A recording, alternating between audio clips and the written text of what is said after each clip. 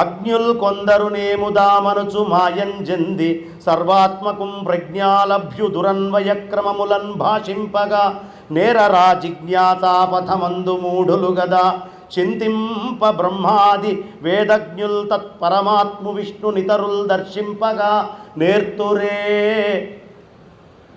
ఎలా ఉందయ్యా అంటే ఈ అజ్ఞానంతో ఉన్నటువంటి వాళ్ళందరూ కూడా మాయా అనేటటువంటి దాని సంపర్కం చెంది ఉంటారు.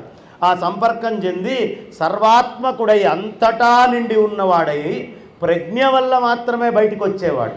పాలల్లో అంతా వెన్న నిండి ఉంది, కానీ కవ్వముతో చిలకడము అనే ప్రజ్ఞ ఉన్నవాడికే వెన్న ఎలా లభిస్తుందో, ఎవడి లోపల ప్రజ్ఞ ఉందో వాడిలో నుంచి మాత్రమే విష్ణుతత్వము బయటికి వస్తుంది.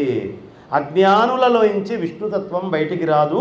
కాబట్టి అలా ప్రజ్ఞాలభ్యులై దురన్వయక్రమములన్ భాషింపగా నేరరా జిజ్ఞాసాపథమందు మూఢులు. అలాంటి జిజ్ఞాసతో కూడినటువంటి పదముకి ఎప్పుడూ వెళ్ళాలని మూఢుడు అనుకోడట. అందుకనే శంకరాచార్యుల వారు భజగోవిందం భజగోవిందం గోవిందం గోవిందం భజ మూఢమతే అన్నారు. మూఢమతే అన్నారు కానీ మూర్ఖమతే అనలే.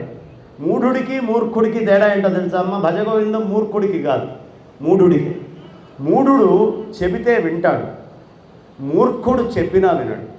కాబట్టి అయ్యా నేను చెబితే వినేవాడికి మాత్రమే ఈ భజగోవిందం అని చెప్తున్నాను తప్ప చెప్పినా వినని వాడికి భజగోవిందం అవసరం లేదు.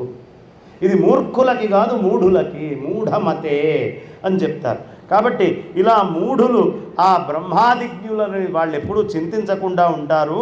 ఆ పరమాత్మని అలాంటి వాళ్ళు తప్ప, లోపల మొత్తము విష్ణుమయంగా ఆలోచించే వాళ్ళు తప్ప వేరే ఎవరు కూడా దర్శింపలేరు అని చక్కగా ఒక స్టేట్మెంట్ ఇచ్చేస్తున్నాడు ఆయన. అంబుజోదర దివ్య పాదారవింద చింతనామృతపాన విశేషమత్త చిత్తమేరీతి ఇతరంబుజేర నేర్చు వినుత గుణశీల మాటలు వేయునేల. ఆయన చక్కగా మంచి మాట చెప్తున్నాడు. ఏమిటి అంటే ప్రహ్లాదుని తీసుకొచ్చాడు, తొడ మీద కూర్చోబెట్టుకున్నాడు. కూర్చోబెట్టుకొని అడుగుతుంటే వాడు చెప్తున్న విషయాలు ఇవి. విష్ణువు తప్ప ఇంకేం లేదు. ఇప్పుడు మాట్లాడుతోంది ఎవరు?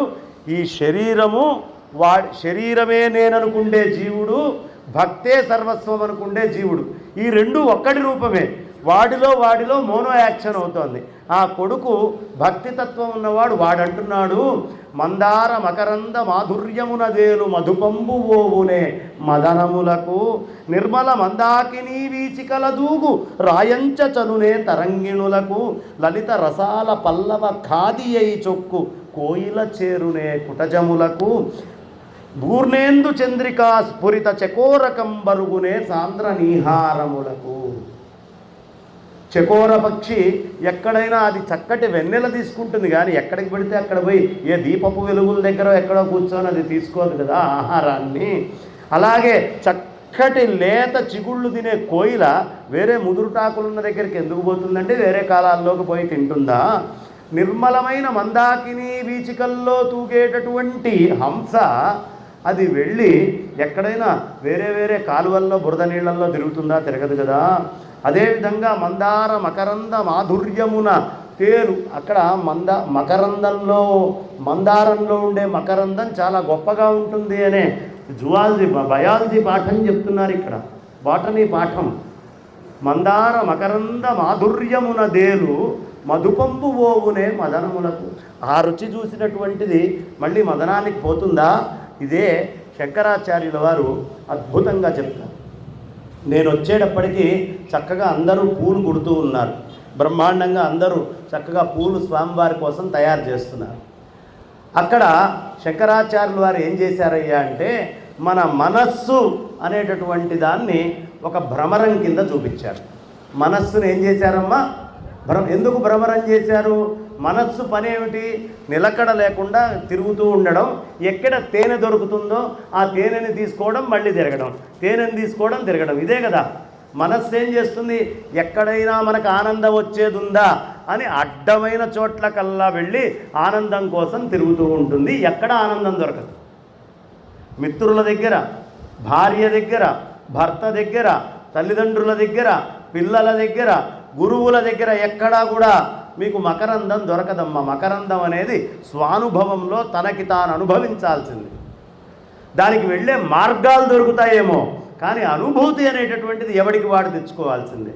అందుకని శంకరాచార్యులు వారు ఏం చేశారు, మన మనస్సుని భ్రమరం చేశారు. చేసి త్వత్ప్రభుజీవ ప్రియమిచ్చసి చేన్నరహరి పూజాం కురు సతతం. ఓ మనస్సనే భ్రమరమా, నీకు ప్రభు ఎవరయ్యా? జీవుడు, అంతే కదా. జీవుడు వాడు చేసుకొచ్చిన పాపపుణ్యాల వల్ల ఈ మనస్సు ఏర్పడుతుంది. మనస్సుకంటూ ప్రత్యేక రూపం ఏం లేదండి. వీడు ఏ వస్తువుని దర్శించాలి అనేది వీడు పూర్వజన్మలో చేసుకొని తెచ్చుకున్నాడో ఆ వస్తువుతో సాంగత్యం చేయడమే మనసు పని. కాబట్టి త్వత్ప్రభు జీవ, నీ ప్రభువైనటువంటి జీవుడికి నువ్వు మంచి చేయాలనుకుంటే త్వత్ప్రభు జీవ ప్రియమిచ్చసి, ప్రియం చేయాలి అని నీ కోరిక ఉంటే నరహరి పూజాం కురు సతతం, ఆ నరహరికి పూజ చేయి. ఎందుకు చేయాలి? ప్రతిబింబాలంకృతి ధృతి కుశలో బింబాలంకృతి మాతనుతే. మనం ఎంతసేపు ఉన్న జీవుడి కోరికలు తీర్చాలి అనుకుంటుంది ఈ మనస్సు, కానీ కోరికలు తీరుతాయా అండి? ఎప్పుడైనా ఈ ప్రపంచంలో ముల్లోకాల్ని గెలిచిన హిరణ్యకశిపుడికే, అంతా గెలిచిన వాడికే కోరికలు తీరలా. మనం గెలిచింది ఎంత ఈ ప్రపంచంలో? మనం గెలిచింది ఎంత? కొద్దిగా.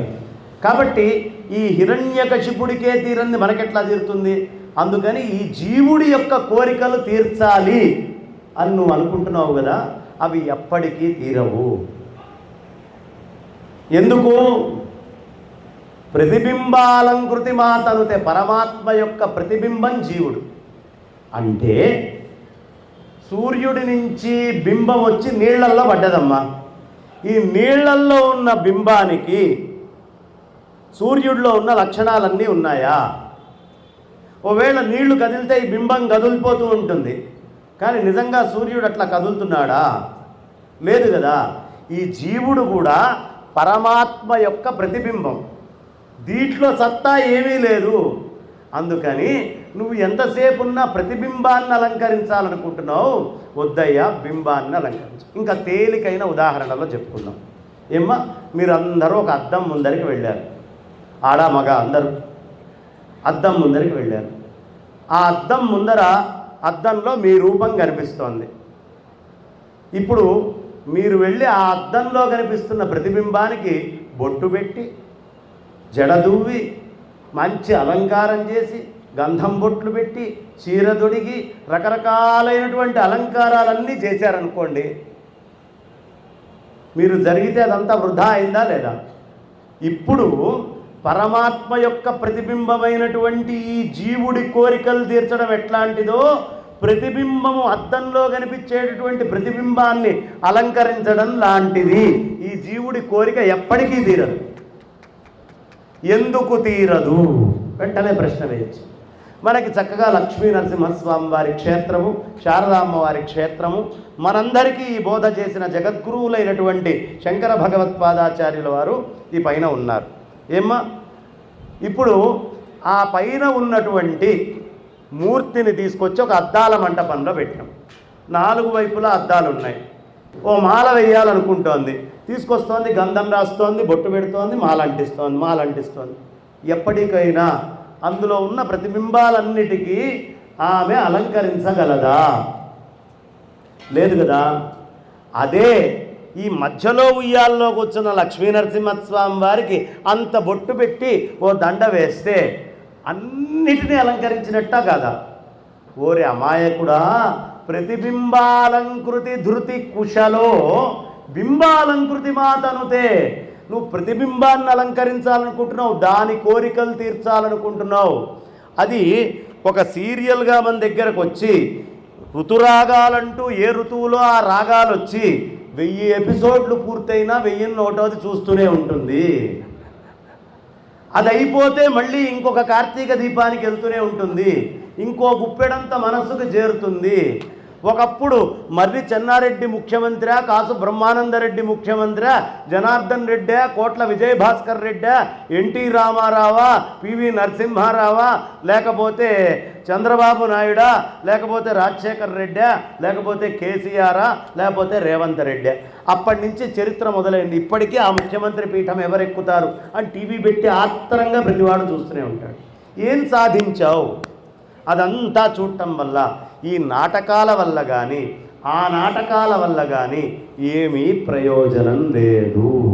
కాబట్టి మీరు ఆ చూసేదంతా కూడా ప్రతిబింబాన్ని అలంకరించడం లాంటిది.